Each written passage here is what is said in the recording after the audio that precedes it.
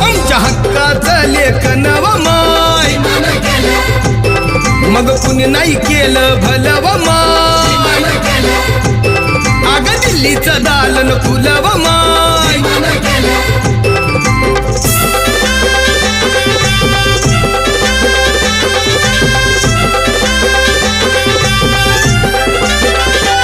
तुमच्या पोरानं शाळेत शिकावं आशाला जारीला मुकावं असं सभेमधी भाषण व माय मग कुणी नाही केलं भलं व माय अग दिल्लीचं